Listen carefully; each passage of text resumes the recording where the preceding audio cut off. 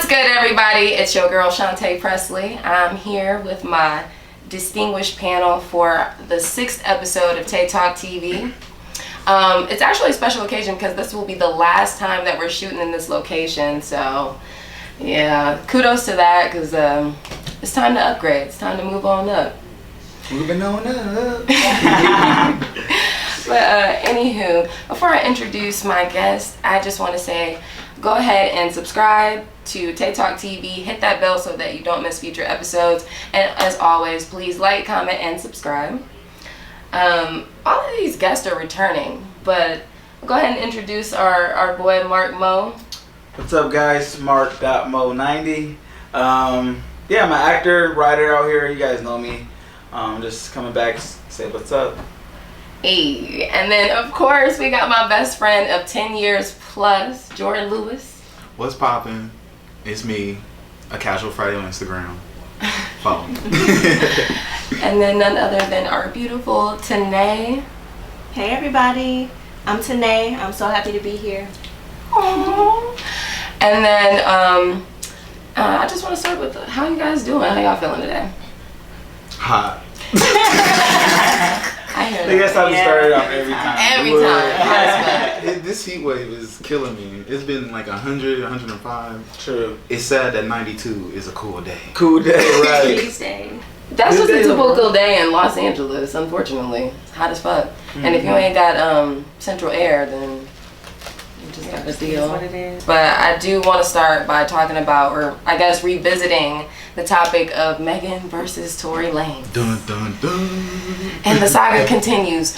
Megan Thee Stallion did confirm that it was Tory Lanez who shot her. And, you know, as if though we didn't already know that. But it's been confirmed now by Megan herself. And we still don't have a story. We still don't know exactly what happened, why. All we know is that she was shot in the foot for no reason. Those are her words. She was shot for no reason. Oh. And we're after an argument. After an argument. Yeah. And I guess she wanted to leave. She was ready to leave, and Tory... He wasn't letting her leave. Yeah, so...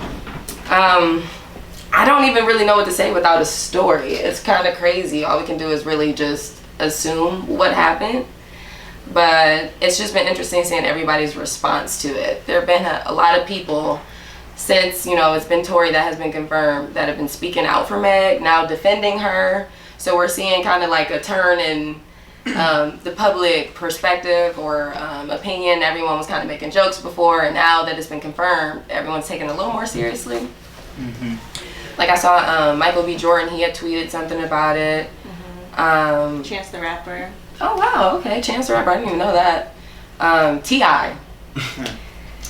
T.I. did have some things to say about it, and I don't feel like he said too much of anything that was wrong, but you have the public, once again, putting their opinion out there and changing the narrative, and now somehow we're not focused on Megan again. We're focused on T.I. and why he's not qualified to speak on Megan getting shot.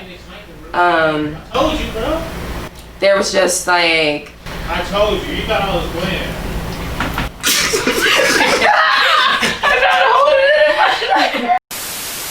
T.I., when he went on Instagram Live and he just spoke his piece on it, a lot of people turned the narrative and just basically said that he shouldn't have much to say because he I guess exhibits a double standard when it comes to his children, his daughter and his son.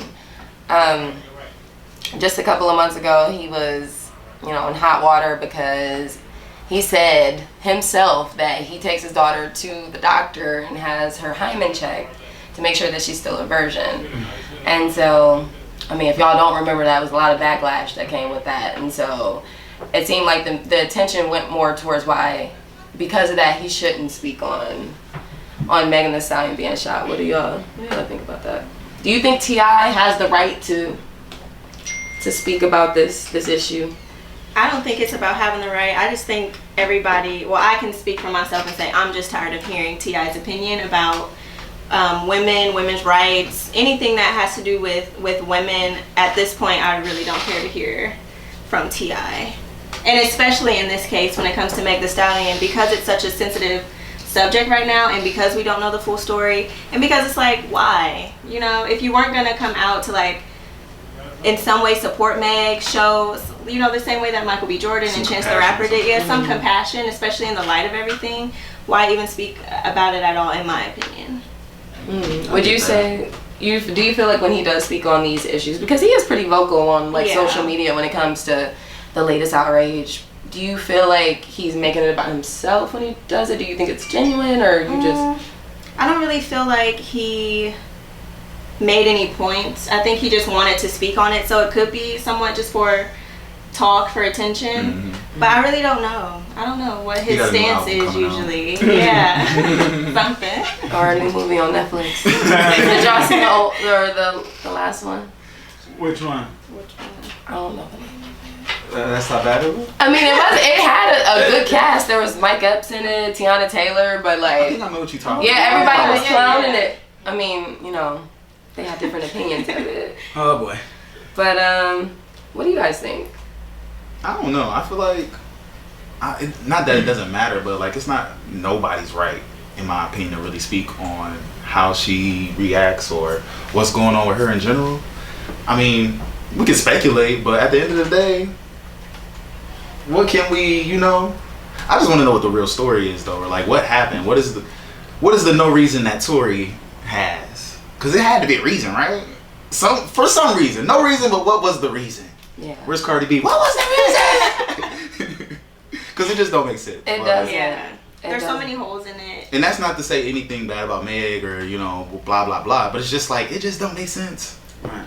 Yeah. We want the whole story, both sides. Right. I mean, well, I'll let you go ahead. What did you think, Marc? I mean, of course he could speak his mind. I mean, all of us have that right to speak what what we're feeling. But I mean, who cares what he has to say? At the end of the day, it's just no one cares. That I mean, obviously the public did. He went live. People were viewing, you know, and obviously saying stuff. He went live. But yeah, that's where he said this. That's where he was. On Yeah, he Instagram was live. Instagram live. So he was. So obviously people were tuning in to see what T.I. had to say. Oh, I thought you were talking about Tory Lanez. Oh, no. He hasn't said anything. No. And he probably should. He's been behind the wall, so like no one's heard really much from him. So, but like nothing like T.I. though. He was going live, and you know. But at the end of the day, people did care what he had to say. But at the end of the day, it's like it's irrelevant. You know, it's irrelevant, and he really didn't even say much. He didn't. He mumbled a lot. Talked in a circle like, oh, so this happened? You know, like he tried to make a hee ha ha of it, and it just really wasn't there to me. Yeah, I don't think he said anything that was wrong. I just think people were more upset that he was the one who was saying it. Mm-hmm. I mean, I guess I understand that, but like I agree that everyone is entitled to their opinion. So, I mean, I don't think because he shows a double standard to his children, he shouldn't have the right to speak on. I mean, it's two different. So irrelevant. Yeah, apples and oranges. Apples and oranges. And another thing that's apples and oranges is people drawing the comparison between 6ix9ine and Megan Thee Stallion when it comes to snitching, saying that she's snitching on Tory Lanez. Oh wow! And like really trying to make that thing. Yeah, like they really were like, what makes her different? You shot me for no reason. You should snitch. Yeah. And she protected him for so long, and she said that the main reason why she was coming out the way that she was about it was because didn't she say his team, or that his publicists were covering it up and lying? Yeah. Mm-hmm. So. Yeah, she was. I mean, she went so far as to cover him. She covered him so much that she was bleeding when the police pulled up and lied, or I won't say lied, but she didn't say anything. Like, she could have snitched on him then if she was really a snitch, but instead of that, like, she kept her mouth shut. She said, because I know that we're black, we're rappers, like, I know the circumstance, I know how to look. Yes, she was trying to, there's a gun involved. You know, like, a lot of variables, and she really took that into consideration when it's like, you shot me. Why should I protect you? Why should I cape for you at all? Right. But she did, and, you know, that's just how far black women are willing to go for our black men. You know, but I'm just saying, I thought that was interesting that people were really trying to draw that comparison and say she was a snitch. Right. Yeah, it's ridiculous. Especially when she was on harmed. Other people. That's when it doesn't involve you. Yeah. Per se. it's like in this, Megan is the victim, and everyone seems to be trying to like take the attention away from that, and I don't know. Yeah, that's crazy. I hope she's okay though. I do too. Praying for Meg. Yeah. It seems like she's been like dealing with a lot of this media stuff and everything that's going on. Just hearing her cry on Instagram Live. She handles it well. I say that. You know, I feel like she just lost her mom not too long ago. Yeah. I think right when she started her career. Yeah. So that's a lot. She became a rapper because of her mom. She, I think in one of her songs, she said she lost her mama and her granny in the same month. Actually, I heard that too. That's wild. And I feel like we need to just be a lot more empathetic towards her, but for whatever reason, you know, she doesn't seem to be getting that empathy. But shout out to you, Meg. I feel for you. I'm praying for you. Do you guys think that Tory Lanez's career Tory could Lanez. Look, it's Tory Lanez. Tory Lanez's career can bounce back from this. Do you think he'll ever be able to put out music, and if he received? Based on how people have been responding so far, it seems like he will still have a career after this. Think so? Unfortunately, I don't think that he should. Yeah, a lot of people Chris have. Brown does. I mean, look, Kelly still does. And Mike Vick did. Like everybody, a lot of people. They just have a reputation now. So like the artist from the. But I mean, he shot. Yeah. It's like the scrutiny I mean, he got a lot of scrutiny for that. Like, he really had to fight for his career. I feel like he really did. He had to change his whole image and become a bad boy, and like, I mean, I guess just reveal himself. But he did have to switch it up. What would Tory Lanez do? Like, how would he come back? Is he gonna make a diss song towards Megan, or? Just try to keep that on. Right, like, how are you? You can't come back with a love song. Yeah. You just. He does. Maybe an apology type of song. He's featured on it though, actually, but it's not a love song. It's about drinking. It's a good song. I kind of like it. Or you could just take that road and just make whatever kind of music he wants and just ignore the entire thing and just settle it in court. I think a lot of artists do that. They just brush over it. Like, even Doja Cat as an example. When all this stuff goes on, they apologize and then they just go back to normal. Right. Right. But does it ever really go back to normal? Because I'm sure Doja Cat's streams aren't doing as well as they were. Well, I don't know. Yeah. It's like, I hope it doesn't go back to normal in Tory Lanez's case. It shouldn't go back to normal. And if it does, that would be really telling, I feel like. But we don't even know the full story, so that's not fair to say it should or shouldn't just yet. But I feel like we know enough. The fact that he shot her is like, I mean, that's do I huge. sound like those Instagram? Do I sound like those Instagram Jordan, accounts? you are those Instagram accounts that are making jokes about Megan Thee Stallion. I'm not making jokes though. I mean, I just want to know what really happened. Like, who? We know that she was shot by. Can we put? I'm not saying wanting to know what really happened discredits anything, but out of curiosity, I truly would love to know. I mean, everybody does. Okay, because you don't know that, just leaves it. Listen, free game to make nobody jokes. wants them to know what, like, because at the end of the day, she had the opportunity to literally put up what happened, but she just said there was an argument. Now, with that said, obviously they don't want to put out there what they're arguing about. I feel like it's still to protect him, unfortunately, and it's sad that she even thinks that way, and it's sad that she even felt like the police. Herself too has to be protected though. She it's just about him. Yeah, and that's a good point too. How is it that I'm a victim of a wound or an assault, and I'm scared that I might get shot or that something might happen to me because I'm black or a black woman? That does suck. And it's unfortunate, extremely. It's a pretty traumatic experience. So again, Megan, I really do empathize with you. Nothing but love coming from TaeTalk TV. Today is a very special day. It is Kobe Bryant's birthday. Oh. So I did want to take a moment to just, acknowledge a true legend and his legacy and everything that he's done for, the world, really. Entertainment, basketball, the black community, I'd say. And I just wanted to take a moment for everyone to kind of just share a memory or something that they loved about Kobe Bryant, or, any funny stories, anything like that. Well, Kobe Bryant was to this day my all-time favorite basketball player. He's to me the best player that has played the game. When he passed, rest in peace, Kobe. When he passed, I mourned for 2 days like I actually knew the guy, but he's in a better place now. And nonetheless, so many fond memories of him growing up. Definitely was my hero. So just watching those games, playoff games. 81 point night. I was 15, sophomore in high school. I remembered these things like vivid. So just remembering these things, and him, him and the Lakers taking the Kings or the Spurs, whatever. All those moments were big highlights in my life, and that's why Kobe Bryant, till this day, is still my favorite player. He scored. He's the only player to score 40 points on every team in the league. So that's one of the great things that I'll leave for you guys. Awesome. Very well said from a true Kobe fan. He had his Lakers shirt on earlier. I didn't see it though. Yeah, I was repping the Lakers, but I figured I'm gonna change it up for the show. I got a little quote for y'all though. It's simple though, but make excellence a habit. That's a quote I got from Kobe, and I think that's a good quote. Nice. Make it a habit. You can't just be excellent one day and not be excellent for the rest of the year. Make it a habit to be excellent all the time. So I like that.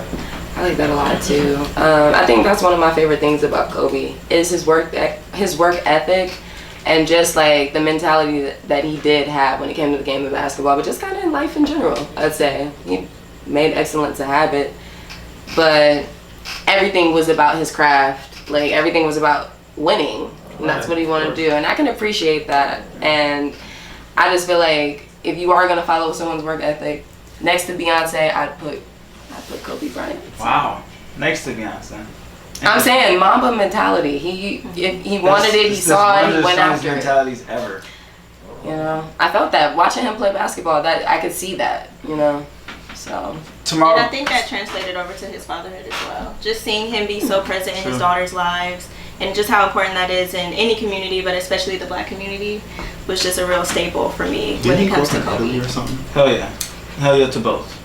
Yeah, he grew up. Yeah, he did grow up in Italy. I thought that was interesting. His dad He played. can speak Spanish. He speaks like 7 different languages. Wow. Yeah.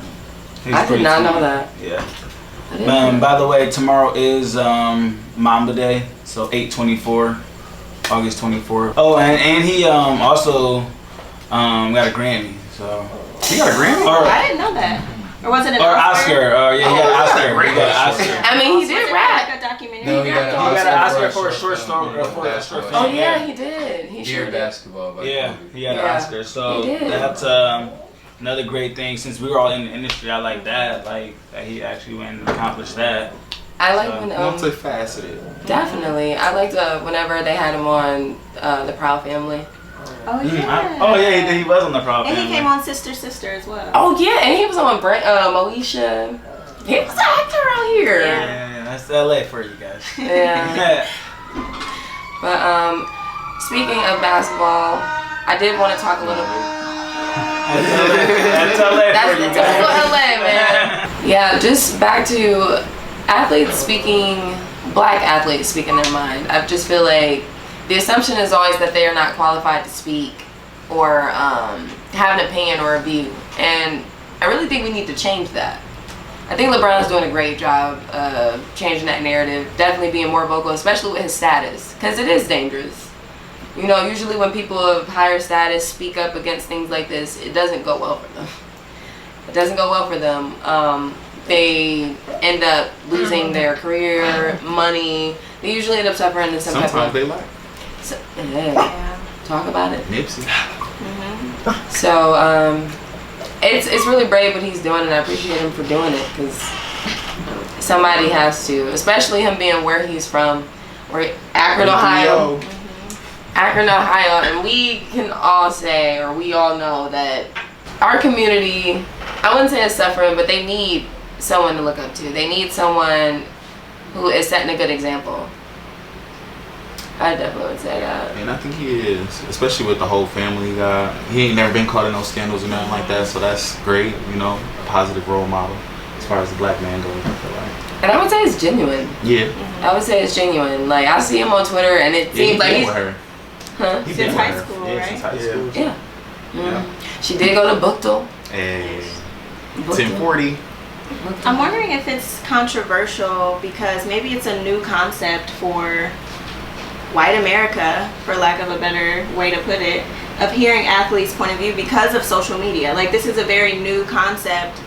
Or celebrities in general. Just celebrities in general, just truly speaking their minds freely is because of social media and having a platform there where they're completely in control of the content that they put out, for the most part. Yeah. I would say the same, like, with celebrities, but, like, I think Cardi B is, like, I kind of talk a lot of flack about her because she replies to comments and she's so vocal on social media about everything.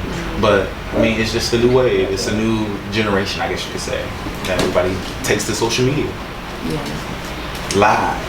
I mean, I guess that is the best way to get the authentic, because back in the day, everything was really controlled by, I don't want to say the man, but, you know, it was filtered. You weren't getting people's real reactions or responses. It was always like a media trained response or just something that was prepared for them. It wasn't really them. So on live, you can't fake it. And we wouldn't see it as fast either. Yeah. Like, the news wouldn't circulate as fast. Now, since cell phones, we heard about the Megan stuff as soon as it happened almost. Not as soon, but you know what I'm saying? It didn't take long for it to go viral. And it's uncensored as well. Exactly. That's probably the most important part. It's uncensored. They can't stop it before it happens. And once it's on the internet, it's out there. So there's nothing. You don't know who got a screen recorded. Yeah. You can't do anything about it. So I'm happy to see athletes speaking up more and using their platforms, because kids do look up to them. And I know that we should all have our own minds. I know you shouldn't follow what celebrities are saying, but unfortunately, as a kid, you have your role models and they're influential, and I feel like I would at least want them saying the right thing. Yeah. And I feel like LeBron does that, as well as other athletes. I feel like a person who doesn't get a lot of credit is Jalen Rose, who actually has a school too. He has a school, I want to say in Detroit. Don't quote me on that. But I'm almost for he sure. played for Michigan University, so he probably does. It probably is in Detroit. And he funds it himself. Yeah. And, you know, through donations and sponsorship, but it's not through the public. It's not through the city. So, you know, I just feel like that's really important to acknowledge all of our black leaders and athletes who are doing positive things in the community, because they don't highlight that. They'd rather highlight, you know, the assault charges, the athlete that's, you know, beating his baby mama and all of that. That gets the attention, not, you know, all the great things that black athletes are doing behind the scenes. So, yeah.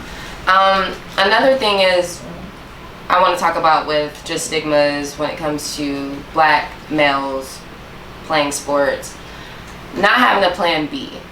I feel like so many times our young boys, they feel like that's the only way out. That's how they're going to make money for their family. That's how they're going to make a living. Like, that's what they see as success, is like going to college and then going to the pros. And oftentimes that doesn't happen. Unfortunately, it's, I think, a 1% chance. If that. I think they said that, I think there's like a 98% chance that everyone on the team is not going to go to the next level. So that means only like 1.8 will have the opportunity to go to that next level on the team. The opportunity to go to that next level. And then you just think about, at least going to an all-black school, I know for a fact that there were just a lot of people who thought that this was going to be their meal ticket and their way out. And when those people find out that it's not, they suffer a lot. It's very traumatic. I had a friend of mine tell me a very personal story where he went to a high-profile college. Everyone thought he was going to the pros. He was really good, and he really had good grades too. And he's from Cleveland, Ohio, so it's like, if you know anything about East Side Cleveland, St. Clair Superior. Exactly, it's a rough area, and everyone pretty much viewed this person as like, you're gonna be it. Like, the whole city's behind him. And so his senior year of college, when he didn't get drafted, you know, that was really hard for him. He took that really hard. He did graduate college, fortunately, which I feel like a lot of college athletes don't. But he said it was very weird to him, as a person who grew up without a father, to have these coaches literally be his first father figure and really look out for him and take care of him. And then when he wasn't going to the NBA, just completely drop him. And so he just goes back home with no plan, nothing. No support. These people he thought he loved or loved him, they didn't. It was just business, unfortunately, and which it really is for these student athletes. And I feel like that's something that really hurts the Black community too. We don't talk enough about that. Just not having that plan B or talking about a plan B. Getting through to our boys, that this isn't your only way out, this isn't your only option. You are capable of doing anything, really. But what do you guys think about that? So for me, I think it's for two things that you said. And I'll start off with the father figure, because my dad did a lot of coaching when I was growing up. He was my basketball coach. He was all my siblings' basketball coach growing up, and we did a lot of traveling, AAU ball and stuff like that, so travel ball. And we had a couple kids on the team who didn't have a father figure, and they did look at my dad as that father figure role. And what I do say and think about that is, they only have that responsibility for a certain amount of time because they only have that child for a certain amount of time.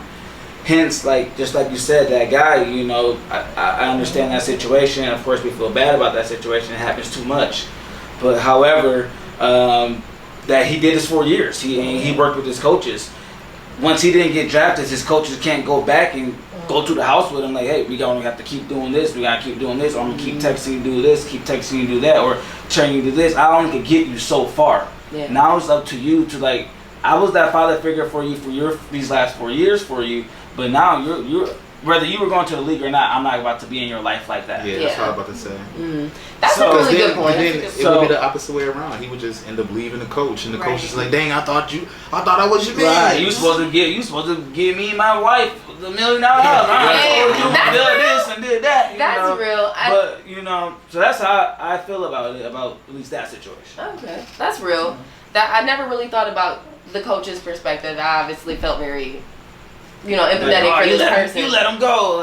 Oh yeah, but only because I feel like at least when you're at that college level and people do see that potential in you, I feel like coaches do maybe for sure sell you dreams. Absolutely. They pick and choose I'm gonna take this kid under my wing because I see the potential and some kids rise to the occasion, some don't. Yeah. And I just feel like our black student athletes are the ones that are most susceptible to feeling that way or become being in that situation. Well, at the end of the day, if we're talking about basketball, NBA 95% black anyway, so you can't. You're going against black on black anyway at that point. Mm-hmm. So it's not like they're versing a white person. The white person took your spot. Most of the time, it's just another black person. Yeah. So. But that's just basketball. You do have other sports out there where that is the case. Yeah. Mm-hmm. So that's real. Yeah, I think it's more so kind of like how you said about the whole plan B. A lot of times they're sold these dreams without a plan B, and which I feel like if it's going to be your goal, you shouldn't have a plan B per se, but you should definitely have something to do in case, or do something while you're trying to get to plan A. Have that plan B while you're trying to get to plan A. And that's what I would keep say training, coach whatever the case may should be. Always work with. Mm-hmm. That coach, that so-called father figure. That's what the coach should be, drilling him hey, basketball might not always work. Even if it does, it won't. You can't. You'll get old eventually. Your life. Yeah. Mm-hmm. So you need to have something to fall back on. And a lot of the time, what hurts the college players. A lot of the players they want to have the easy way out, and I've seen this firsthand being with college athletes, being around them. They will settle for a degree like communications, just because they know my classes were easy, and if it's not, I can get help, I can cheat, It's not, I've seen it firsthand, like the whole team cheating to get by, or they're just taking the little easy classes to get by, or a little degree to get by, and then once they get out and they don't go to the league or go to where they were thinking, now they just have the communication degree, and it's what can I really do with this now? So that's what happens a lot of the time, even when they do their all 4 years, usually it's just the benefit of cheating and being on that team, honestly, that helped them get it, which, kudos, you got the degree. I don't care how you get it, you got it. At the end of the day, but now what are you going to do? I would say that was a bit of his situation. It's he got a degree in something that he wasn't really interested in. Exactly. It was kind of just it was does business management, which but you can actually do something with he that. but he doesn't have a business. He never had a business idea. He's like just getting by in class, cheating. Like I've seen it. Like they're cheating. You know. That's real. Honestly, I appreciate that perspective because I didn't really think of it like that, and that's real. I mean. Yeah, that's how it happens. A lot of the cases for a lot of the athletes. When you think about it from like high school, and especially if they end up getting a scholarship to go to college, the way that the student athletes are treated, you know, sometimes being above the rules, sometimes just barely making it by, like you were saying, and that ends up translating, I think, into the real world, especially when they don't make it. Yeah. But I think we need to also change. Well, we can't really change it, but I think that colleges, they're to blame somewhat for that because. Especially for Big Ten, I mean, students are like celebrities at school. Of course, yeah. And then so when they don't make definitely. it, it's almost like a harsher reality check of, wow, I mean, who am I now? Like so much of my identity is tied to this sport. And a lot of those kids that play in school have been playing their entire lives as well. Well, I mean, most let's let her get up here. Most players that that are at that college level have been playing since kids. No brainer, you know. But do they got the Mamba mentality? And that's a lot what of them don't. separates. There's only like 4 people like that you could think of like in that professional level that has that really that what you call the Mamba mentality, and that's why they stand out. You know. That's true. Kobe Bryant, Michael Jordan, Tom Brady, you know. LeBron James. LeBron James does not have the Mamba mentality. I like LeBron. I will say, like, I like your game, and you're a phenomenal player. You're gonna break pretty much every record there is to break. But at the end of the day, you don't have the Mamba mentality. It's a different mentality. So you have a different mentality, but it's not the Mamba mentality, and you know that. So we don't need to keep talking about that. Look, you have a better mentality. Exactly, you have a better mentality, and it's your own. Yeah. It's your own mentality. You have your own identity. We're gonna go like that.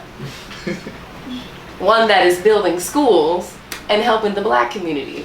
Not saying Kobe didn't do that. Thank you. In the neighborhood that he's from, included. Wrapping that up, I mean, just speaking on, I feel like not having a plan B, that also, I don't want to say the blame is on the parents, but it's like I was going to say, as not parents, blame, but yeah, like there is some responsibility there. The parents should set your child up, you know, to have a plan B, like go for this with all of your might. Have tunnel vision, but at the same time know that this is something that is very rare, you know, and like you mentioned, playing sports, you can't do it for a very long time. It's not a career where you can have like a 20, everybody in a LeBron, or you know, like you can have a 20+ career. That's very rare. So it's like at any sport. In any sport. So it's just like you need to have a plan B. And as the black community, we can't rely on this child to be our meal ticket. Spokesperson. You know, like be the one to get us out of this and put everything into this career. While we can support that, we can't, like, you know, I feel like a lot of kids fall victim to that too. They feel like they let their whole family down. It's not just like I let myself down, I have an identity. On top of that, like it's like I let this whole. Now here's what I think about the parents. Because life. You have two different, like in the black community. You got the black parents that got the star athlete that the parents are really not in that life like that, like or in that kid's life like that. They just got that star athlete, and then you do have the black parents who are very much involved in the life, who are giving the advice that you're talking about. Yeah. Like you need to have this plan B. You need to do this, and like. Mostly any parent who's involved in that child's life is going to give that advice, especially like black household. You know that. But like the black households that are broken, that has that star player, that parent is so disconnected, you know, most of the time. It's the like I know it's like they have like that's why that kid that and a lot of that time that kid fell short, and that's why that kid feels like that coach is like a father figure because that household is broken. So. I mean, like, and I guess that's what we really need to work on, our family foundation in the black community. And I feel like a lot of that really starts with like vulnerability. We often have walls up.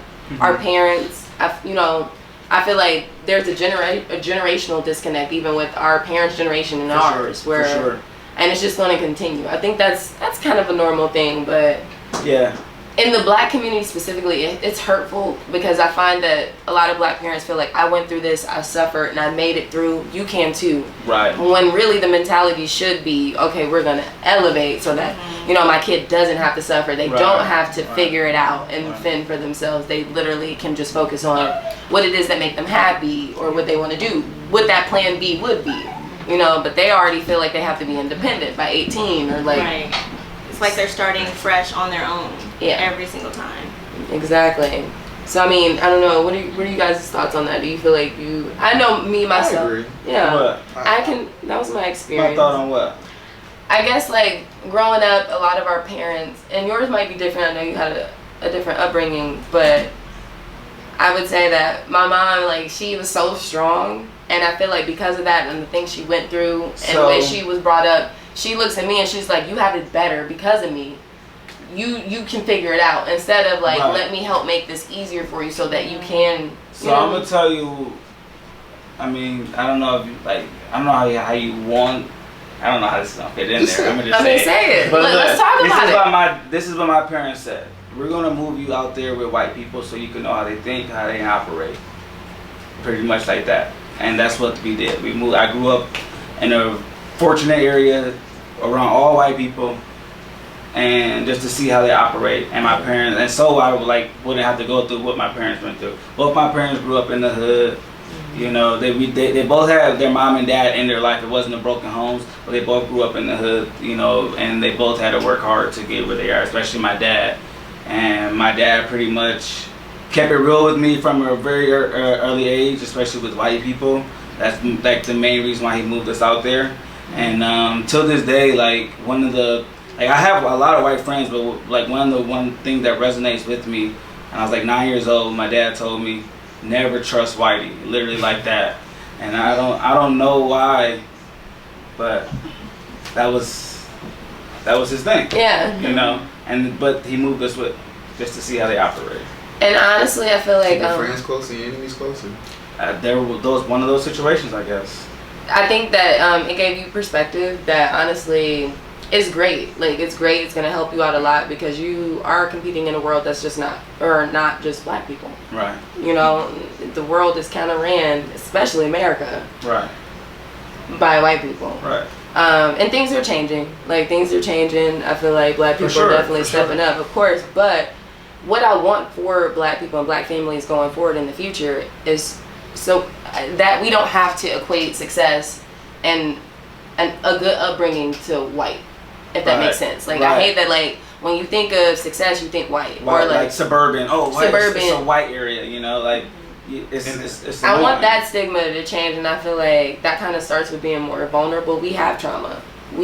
Black people, we've gone through a lot. Our parents have gone through a lot. We see that with the complexes and stuff that we're dealing with. Like, you know, things like that. I feel like we have to start being vulnerable, opening up more, talking about these issues, coming up with solutions, not letting these generational curses continue. What are you guys' thoughts? I feel like I'm rambling on. I feel like, yeah, I guess. I do think out of all races that the black race or the African American community are definitely the most like hard shell as far as like the way we carry ourselves, hyper masculine. I feel like we're uptight in comparison to other races for real. Like, what do you like protective? Not showing our emotions. Like, yeah, not showing protective.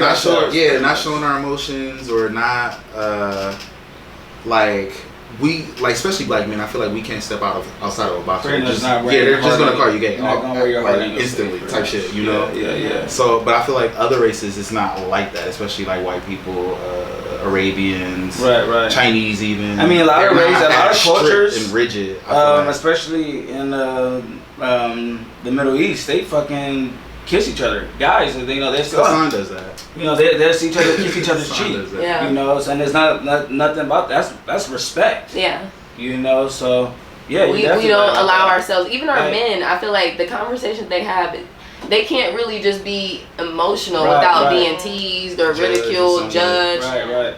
their some manhood guys- questioned Yeah, or right, like their masculinity questioned. 100%. And I feel like, how can we heal? How can we grow if If we can't show love. we can't communicate? You can't communicate if there's that wall. If showing That love is barrier. being weak, basically. Right. Being exactly, and we're Like it's so just not afraid getting of to a that. point where I feel like with black women at least that where y'all compliment each other more often versus like I feel like maybe 10 years Lift ago each other up. it was rare that girl you look good but now it's like I feel like y'all are on a more conscious brainwave where it's like I'm gonna build y'all up, Yeah. build you up, you build me up type of thing. Because that's how it should be. Yeah. Like, but I feel like just like women, black people are pit against each other too, and so that's the problem. We need to stop that.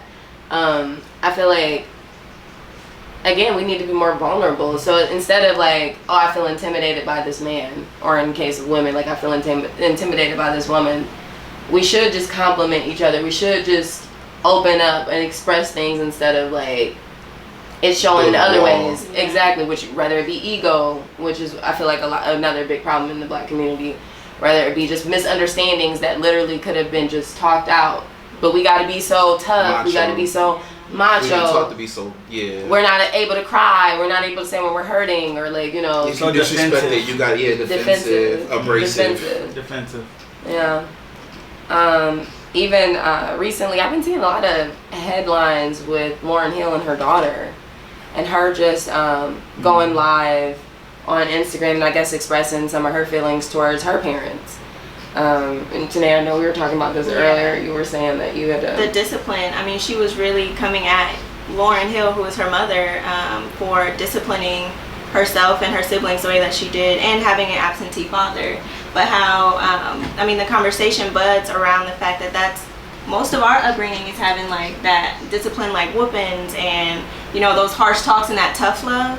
I don't know if that. My dad called me today. It's been like 5 years.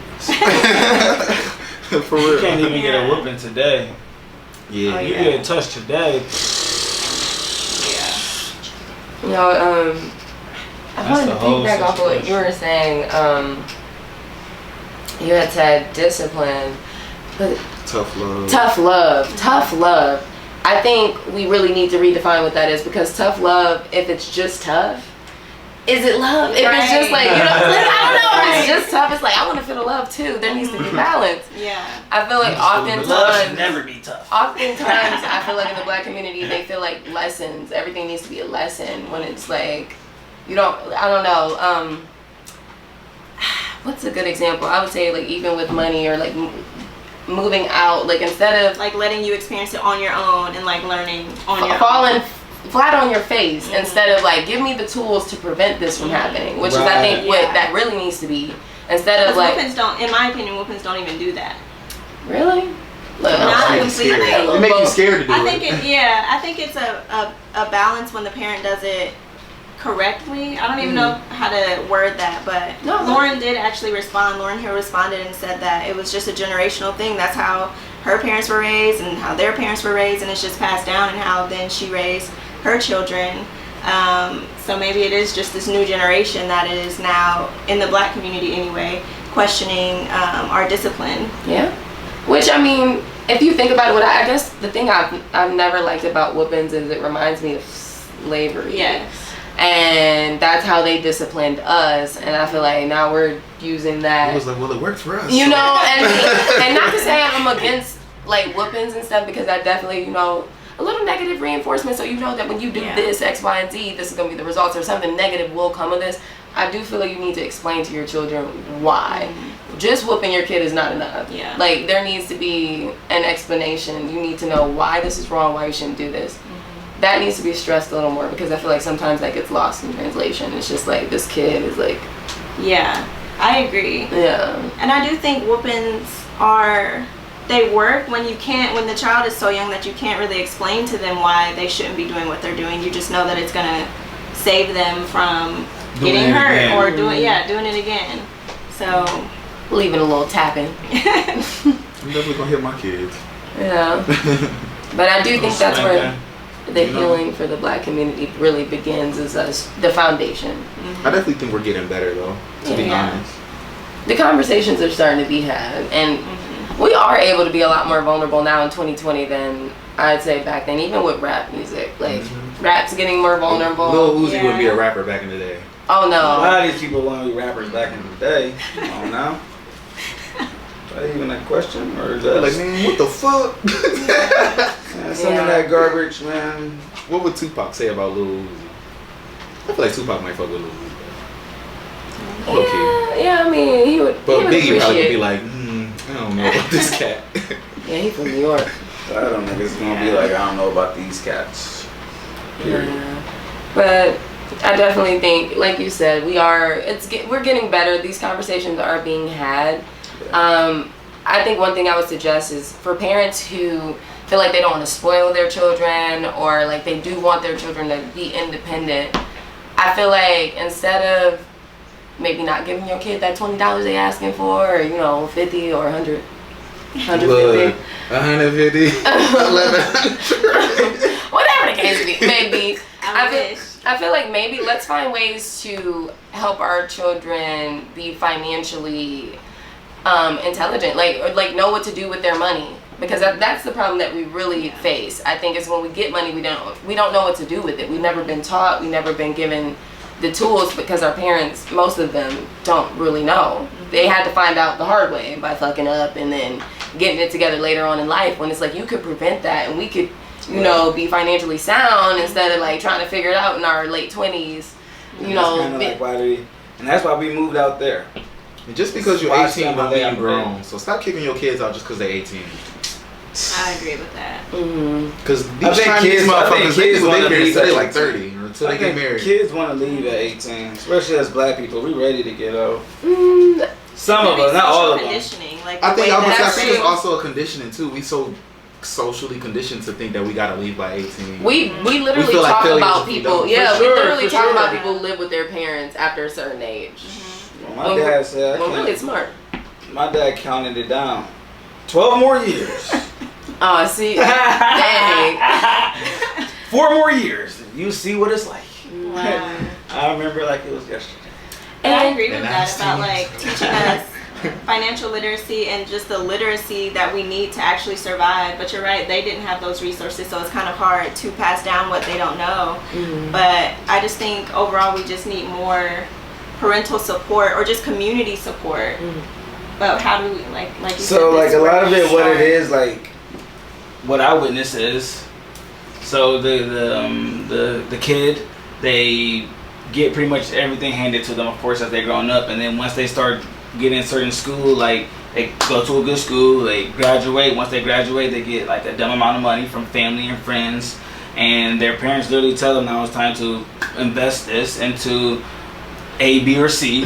This is what I did, or this is where my money is. You're going to invest that, and every time I hit, you're going to hit. And then that's how the pot gets going.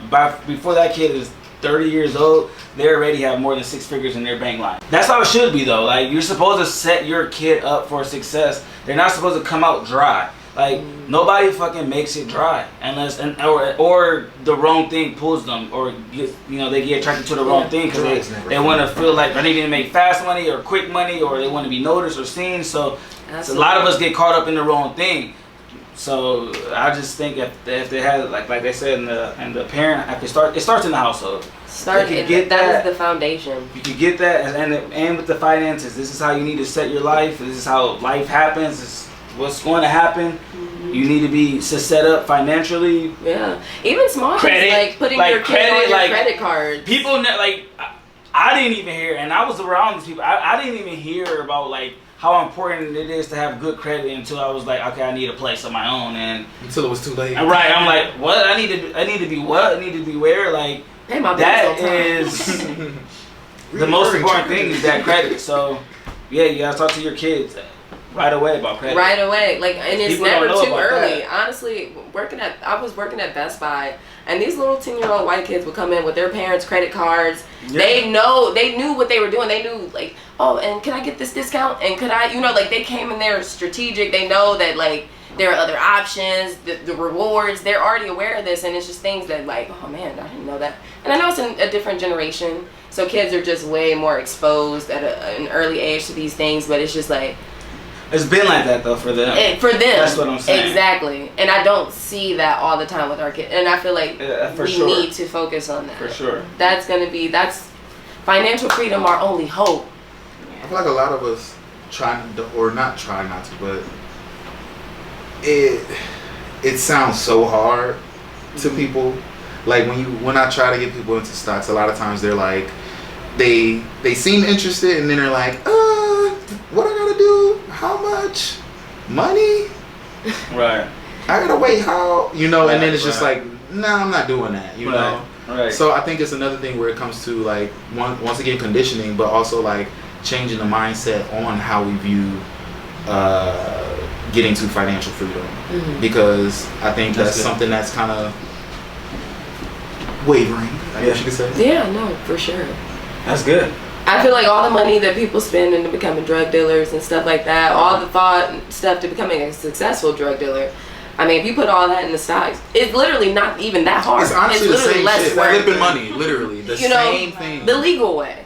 The legal way. That could really, get you a return on one. The thing, I'm going to tell you the difference is is, great business. the only difference is, and this is why people become drug dealers, is the turnover is not fast enough for black people. We need that money right away. I'm sold this today. I need my money today. So, so that was the problem. People don't want to see. I put $5,000 here and I can't see any progress, and it was only gonna be $5 million in 10 years. Right? You mean to tell me I can't see that for 10 years? Like, people want that in 10 minutes. They want that Especially instant when the people gratification. that they're around are getting it quick too. Especially, exactly. Yep. Yeah. All the good places. Black people, we also have to stop wanting to keep up with the Joneses, because I know I fall victim to that too. Just like Kanye said. How are the Joneses? We've been keeping up with the Kardashians. We forgot about the Joneses. But I feel like so often, we want to have the newest car, the nicest car, that like we don't realize this Newest iPhone. Like we want the latest and the greatest when it would save us so much money to just afford, live in your financial lane. And instead of this instant gratification, think about the future. Think about how much money and how comfortable you can like live your life if you just save now, or like think long term. Right. It's always about instant gratification for black people. We got to cut that out. It will be worth it to save and wait, and then when we have something to pass on to our children, then it's really worth it. It's easier said than done. Definitely. Yeah. I struggle with that. I'm still trying to learn how to save, budget, invest my money. Hey, I'm right now. I already know it's drug dealers watching this, going to watch this. Like, man, fuck what they're talking about. Man. I need my money. I do want to ask you guys, it's that time to state a product, item, brand, something that you guys think more people should know about. I'll start. I have a film, Tonic, that I'm co-writing with Chris Marshall of Chris Marshall Productions, and so you guys be on the lookout for that. That's going to be dropping in 2021. It's starring a few of yours truly. We have actually everybody on this couch is going to be in the cast, so be looking out for that. Marc, spotlight on you. Yeah, so my sister, she just started her clothing line. It comes out fall of 2020, so pretty much really soon here, within the next couple of weeks, maybe the next month. It is called Star Child, so I think she has her Instagram page up. Nothing's on it yet, so but yeah, check it out. She has some nice stuff coming. Follow her Instagram, Mo Ashley. I'm guessing I'm next. The pressure's on. I want to give a shout out to A Casual Friday show again, but also Thug Muffin more specifically, because she's an artist that I really like and that I did an interview with recently. So you guys will be seeing that pretty soon. So shout out to Thug Muffin on all platforms, streaming platforms. She's really bomb, for real. She's super dope. Nice. And last but not least, I love listening to podcasts. I know I mentioned a podcast last time I was here, but I'm just going to throw another one out there, especially for our black women who are watching this podcast. It's called Switch, Pivot, or Quit. And it's all to do with your career, your life. So if you have a full-time job or any type of job, if you should switch, if you should pivot and do something similar that you find out that you like, or if you should quit and do completely something different. So she brings different black women on the show to talk about what they do and to give us inspiration on how to make that decision. That's cool. That's really cool, actually. I know a lot of people who use that. But all right, guys, thank you so much for tuning in. Be sure to like, comment, subscribe. Tell us what you guys think about today's episode, and then tell us what we should talk about for future episodes. All right, y'all. TaeTalk, we out.